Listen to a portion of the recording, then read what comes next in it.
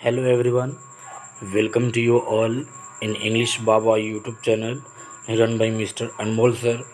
आज आप लोगों के लिए लेकर के मैं आया हूँ सीबीएसई क्लास 10 फर्स्ट फ्लाइट से चैप्टर फर्स्ट का पार्ट 1 जो एक छोटा सा पोएम है dust of snow.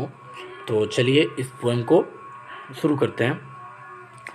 Dust of snow, ये जो चैप्टर का जो पोएम का जो नाम है, इसका जो टाइटल है, इसका मतलब मैं बता दूं कि डस्ट ऑफ स्नो का मतलब होता है, एक्चुअली डस्ट का मतलब हम लोग जानते हैं कि मिट्टी के कुछ पार्टिकल्स, लेकिन यहाँ पे डस्ट का मतलब मिट्टी के कुछ पार्टिकल्स नहीं होगा, क्योंकि डस्ट ऑफ स्नो, स्नो का मतलब होता है बर्फ़, यहाँ पे होगा बर्फ़ के कुछ टुकड़े, बर्फ़ के कुछ टुकड़े या पार्टिकल्स।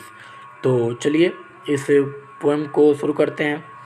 फर्स्ट स्टेंजा है the way a crow Shuk down on me the dust of snow from a hemlock tree. सबसे पहले मैं बता दूं कि हेमलॉक ट्री क्या होता है। हेमलॉक ट्री का मतलब होता है एक पॉइजनस ट्री, पॉइजनस प्लांट, यानी कि कोई जहरीला पौधा जिसको हम धतूरे का पौधा बोल सकते हैं। क्रो का मतलब जानते हैं, एक काला जो पक्षी होता है, कौवा।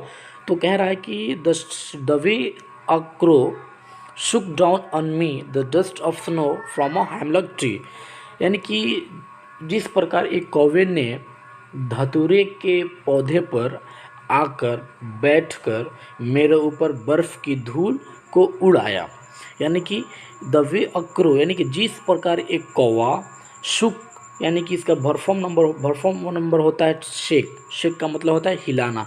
The way a crow Shuk down on me, जिस प्रकार एक कौवा मेरे ऊपर आकर हिलाया, द डस्ट ऑफ स्नो, यानी कि बर्फ़ के कुछ टुकड़े, फ्रॉम अ हेमलॉक ट्री, यानी कि कोई धतूरे के पौधे के पौधे पे बैठकर आकर मेरे ऊपर हिलाया, यानी कि रॉबर्ट फ्रॉस्ट इस पोएम के राइटर हैं।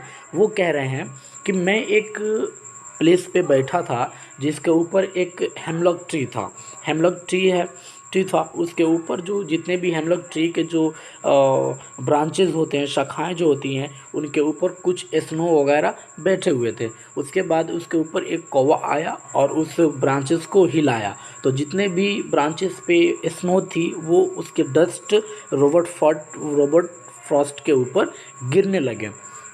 The way a crow Shuk down on me the dust of snow from a hemlock tree, यानी कि जिस प्रकार एक कौवे ने हेमलॉक ट्री के ऊपर आकर बैठा और उसकी ब्रांचेस को हिलाया, और ज्यों ही वो कौवा ब्रांचेस को हिलाया, उसके ऊपर से जो स्नो जो थी वो डस्ट के रूप में मेरे ऊपर आकर गिरने लगी।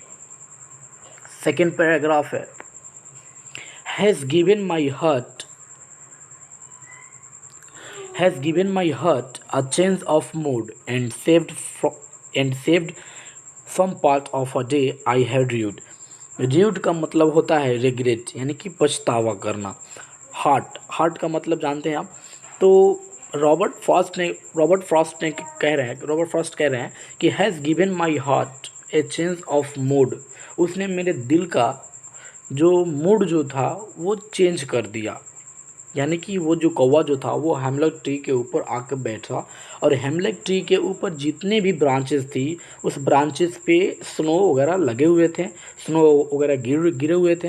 तो कौवा आकर हेमलॉक ट्री के ब्रांचेस पे बैठा और उस ब्रांचेस को हिलाने लगा, यानी कि शुक डाउन ऑन मी, मेरे ऊपर हिलाने लगा। और जो ही वो कौवा हेमलॉक ट्री के ब्रांचेस को हिला रहा था, तो उसके ऊपर से जो भी स्नो जो थे वो the dust of snow from hemlock tree, यानी कि उसके ऊपर से जो डस्ट थे स्नो के वो उसके ऊपर गिरने लग रहे थे। और जो ही गिर रहे थे तो उस पोइट का, यानी कि रॉबर्ट फ्रॉस्ट का मूड बदल गया था इसी की वजह से। And saved from part of a day I had dude, और मेरे उस दिन का कुछ भाग जो बचा था वो पछतावे के रूप में नहीं गुजरा, नहीं बीता।